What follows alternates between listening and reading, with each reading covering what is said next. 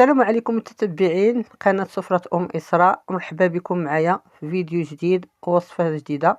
وصفتنا ديال اليوم بصرة اللي غنحضروها بالفول. غنوريكم الطريقة ديالي كيفاش كنحضرها. هي وقتها هذه البصرة الوقت ديالها هي في وقت البرد كتجي رائعة، ممكن تحضروها للفطور او العشاء، كتجي صحية. نتمنى تجربوها تنال الاعجاب ديالكم. نوريكم الطريقة ديالي. بالنسبة للمكونات غادي ناخذ الكوكوت، غنضيف فيها الربعة ديال الفول بعد ما نقيته وغسلته مزيان.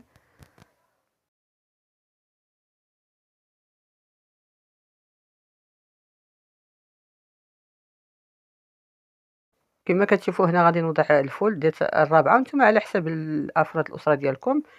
بالنسبه للفول ممكن تعوضوها بالجلبانه ولا تخلطوا ما بين الفول والجلبانه. هنا ضفت 4 ديال الفصوص ديال الثوم. غنضيف الماء اللي يقدر يتفي هذا القياس ديال الفول، يطرو ربع تقريبا. درت انا الماء بارد من الروبيني، ممكن ديروا ليه الماء السخون. غادي نسد الكوكوت ونوضع الكوكوت على النار حتى طيب، ونرجعوا باش نكملوا الوصفه.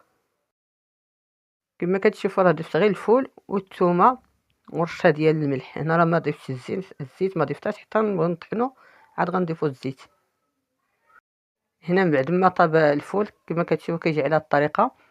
غادي نبدا نطحنوا بالميكسور، ممكن تطحنوا في مولينيكس، انا غادي نطحنوا هنا بالميكسور، راه باقي سخون. غنطحنوا مزيان يعني حتى يطيب الفول مزيان وطحنوه بهذه الطريقه. كما قلت لكم ممكن تخلطوا الفول مع الجلبانه ولا تضيفوا غير الفول بوحدو، يعني راه الكميه ديال الفول والعدس تكون متناسبه، تيجي المذاق زوين.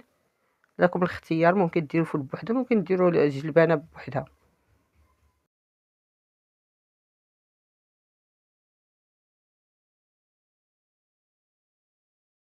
كما كتشوفوا هنا راه نطحنها مزيان، راه زدت لها هنايا شويه د الماء حيت كانت قاصحه شويه. غنطحنها مزيان.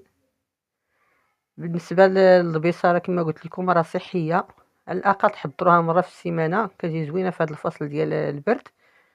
هنا بعد ما طحنتها نقدمها هنا في صحن التقديم. كما كتشوفوا ضفت ليها الزيت البلديه، وغنرشها بشويه ديال التحميره والكمون، كتجي رائعه.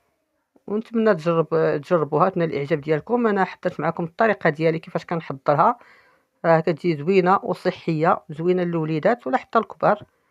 الى عجبكم الفيديو ديال اليوم بارطاجيوه مع الاحباب والاصدقاء، وما تنساوناش من اللايك والضغط على زر الجرس باش يوصلكم الجديد.